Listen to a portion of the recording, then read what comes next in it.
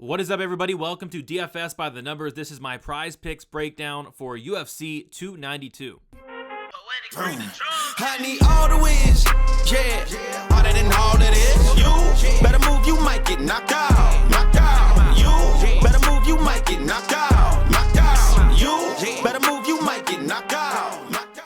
And we are back talking some prize picks for UFC 292, getting the video out very, very early this week. We are getting it out on a Tuesday. You notice you can see the DWCS stuff on here, which, by the way, that's freaking awesome that they're doing it again this year for Dana White's Contender Series. So, but wanted to get on here extra early, have all my plays already picked out. There are some spots that stick out, so I do want to get on them before these lines start to move throughout the week.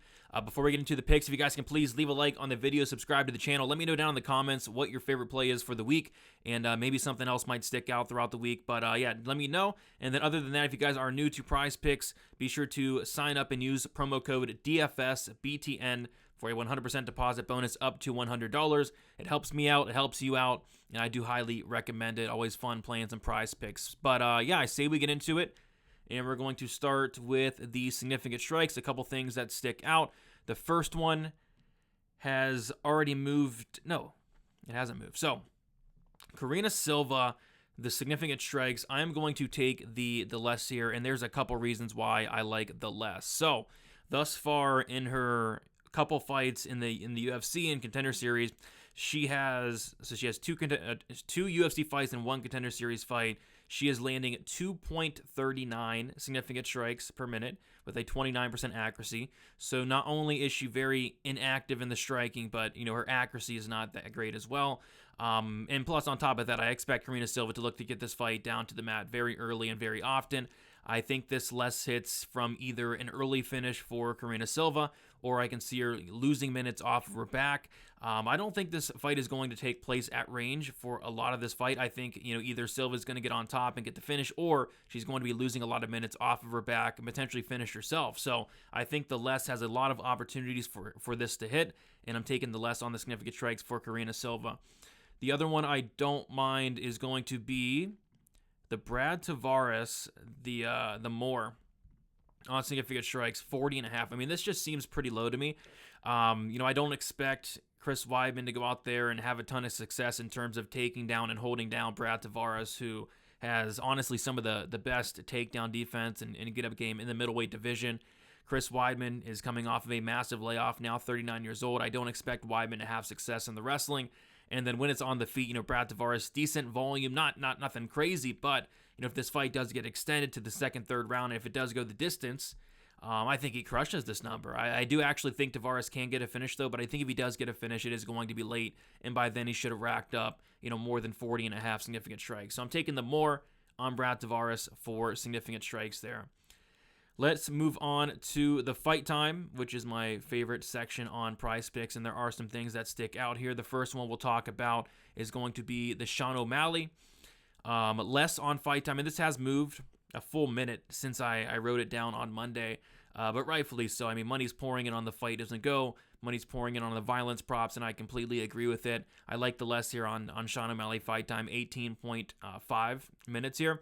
I think it's simple as this. I think Aljamain Sterling is going to have opportunities to get this fight down to the mat, and if he does get the fight down to the mat and takes the back of Sean O'Malley, I really do think it's over shortly after. I think Sterling can very well win this fight in the first or second round.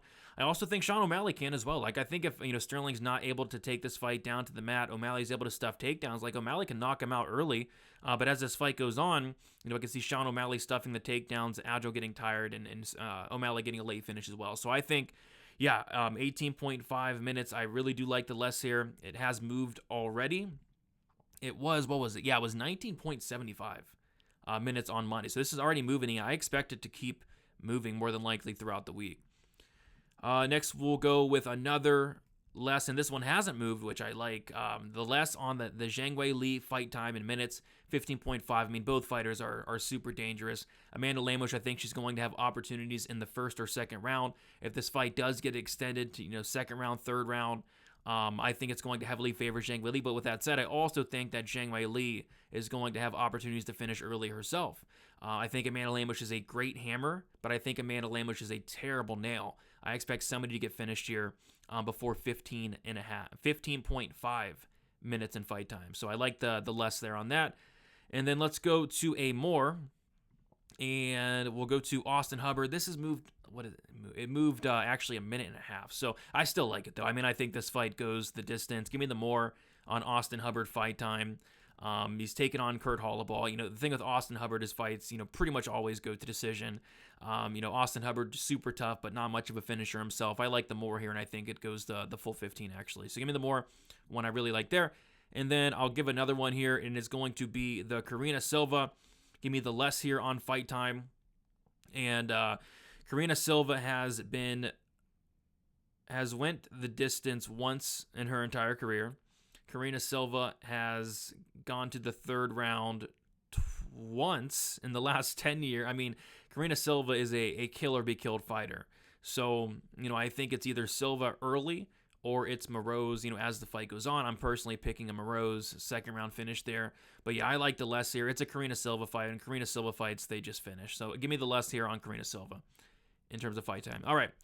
Let's move on to, we'll do takedowns next. So a couple actually stick out here. And we're going to start with the Aljamain Sterling. Yes, it's still there, 3. I'm going to take the less. If this fight goes 5 rounds, I think this goes more. I really do. If it goes, you know, 3-4 rounds, maybe it does. But I think if Aljamain Sterling gets one takedown and is able to secure position, whether it's getting on top or, you know, taking the back, I think he can finish the fight. Like, I think Aljamain Sterling can end this fight with one takedown. And on top of that, like, Aljamain Sterling is a guy that his takedown accuracy is terrible. He'll shoot a lot of takedowns, but he's not getting a lot of them. Like, even against Henry Cejudo, that was probably the best his wrestling's ever looked. And he still was like 26% on takedown attempts. So I think if Aljamain Sterling does get 1 or 2, you know, that could be enough to win the fight. And if he's not able to get takedowns, he probably gets knocked out. So I think the less is where I'm going to go here for this one. You know, I think if this fight, like I said, goes the distance, I could see like 3 or 4 takedowns. But I do expect this fight to end within the first couple rounds here. So give me the less on the takedowns for Aljamain Sterling. And then I'm going to take a more here.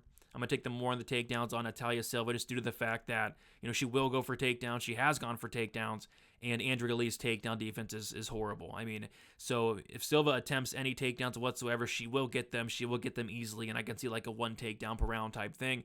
Give me the more on 1.5 takedowns for Natalia Silva. And then we will go to the fantasy score to end it.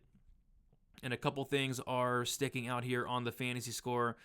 The first one is going to be, give me the Marlon Vera less on the fantasy score here. 90.5 is a lot for Marlon Vera in a 3-round fight. This is a guy that I don't think he's going for takedowns. I don't think he's getting a finish. I think this fight goes 15 minutes, and it's heavily favored to go the distance as well. So, yeah, I think this is a fight that does go to decision. And Marlon Vera, like I said, I don't see much knockdown upside. You know, Marlon Vera typically has a lot of that, but he's facing Pedro Munoz, who has never been finished and has never been knocked down in his entire career. So, yeah, I don't see a finish here. I see this going 15, and Marlon Vera is just so low volume. He relies on these big moments, and maybe he does land some big shots, but if he's not knocking out or knocking down Munoz, I really struggle to see how he gets anywhere near, you know, 90.5 in a decision win where he's not throwing a ton across 15 minutes. So give me the less here on Marlon Vera fantasy score. And then I'm going to give an interesting one here, and it is going to be the Brad Tavares. I'm actually going to take the more. So PrizePicks scoring, as you guys know, is much different from DraftKings scoring.